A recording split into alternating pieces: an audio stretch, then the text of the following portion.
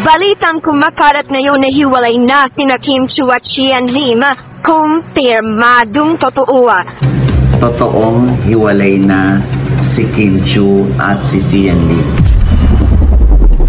Tunay na dahilan ng pagwawakas ng 12-year relationship nila Kim Chiu at Sian Lim na Bulgara. Vice ganda nagsalita na rin sa hiwalayan nila Kim Chiu at Sian Lim.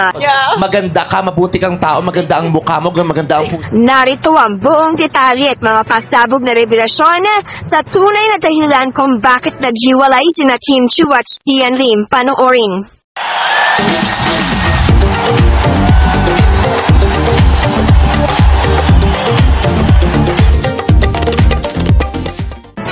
Isiniwalat ni OG Diaz ang katotohanan sa balitang naghiwalay na sina Kim Chiu at Sian Lim. Ayon kay OG Diaz, nakausap daw niya mismo ang isang malapit na tao kina Kim Chiu at Sian Lim at kumpirmado raw na totoo ang balitang naghiwalay na sina Kim Chiu at Sian Lim. 2 months na raw pala silang naghiwalay. Totoong hiwalay na si Kim Chiu at si Sian Lim. Siguro mga 2 months na. Wala naman daw third party na involved sa hiwalayan nila. Ngunit, ang tunay raw na dahilan kung bakit tinapos na nila Kim Chiu at Sian Lim ang kanilang 12-year relationship ay dahil pinapaasa lamang daw ni Sian Lim si Kim Chiu. Wala raw plano itong si Sian Lim para sa relasyon nila ni Kim Chiu na umabot na sa 12 years. Kim music fans na naghihintay, kailan daw ba i-level up ang relasyon? Kasi syempre, ang tagal na ng relasyon yung dalawa napakatatag naman yan. Wala pa ba? Akin ang friend ko, wala naman daw third party. Walang mga plano si Sian sa kanilang 12 years na relationship. Naghihintay raw si Kim Chiu sa proposal sana ni Sian Lim, pero hindi raw priority ni Sian Lim ang 12-year relationship niya kay Kim Chiu. Kaya dahil dito ay naghiwalay na lamang sila. Parang hindi niya priority.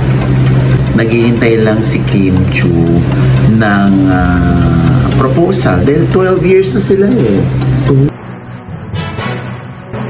Ngayong araw, ginulantang din ni Sian Lim ang mga netizens nang burahin na niya si Kim Chiu sa kanyang YouTube channel. Ikinagulat ang mga netizens nang binura na lahat-lahat ni Sian Lim ang mga vlogs at videos niya sa YouTube kasama si Kim Chiu. Parang ipinahiwatig raw ni Sian Lim na binura na niya si Kim Chiu sa kanyang buhay. Ayon sa isang source, kaya raw ayaw pa raw magsalita ni Kim Chiu ngayon tungkol sa hiwalayan nila ni Sian Lim ay dahil labis daw siyang nasasaktan ngayon. Ayon pa sa source, hindi raw makapaniwala si Kim Chiu na napun pa lamang daw sa wala ang 12 years na kanyang buhay na ibinuhos niya sa kanyang relasyon, sa kanyang pakikipagrelasyon kay Sian Lim. Hindi raw nagsasalita ngayon si Kim Chiu dahil pinoproseso pa raw niya ang mga pangyayari. Hindi lang maamin ni Kim Chiu kasi nga pinoproseso pa ni Kim Chiu. Kaugnay nito, wala pa kang inilalabas na pahayag si Kim Chiu. Ngunit, sa episode ng Showtime ngayong araw, makikita at mababaka sa mukha ni Kim Chiu na sobrang lungkot nito. Kaya naman, hindi napigilan ni Vice Ganda na magsalita na sa hiwalayan nila Kim Chiu at Sian Lim. Sinabi pa ni Vice Ganda kay Kim Chiu na maganda siya, maganda ang kanyang kalooban, kaya deserve niya ang best at deserve din niya ang love.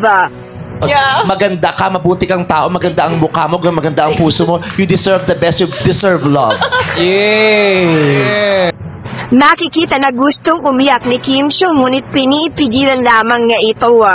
Samantala, trending naman ngayon sa social media ang "Mahal Ka Namin, Kim Chiu" dahil marami mga netizens ang nagpapaabot na kanilang pagsuporta para kay Kim Chiu matapos siyang iwan ni Sian Lim.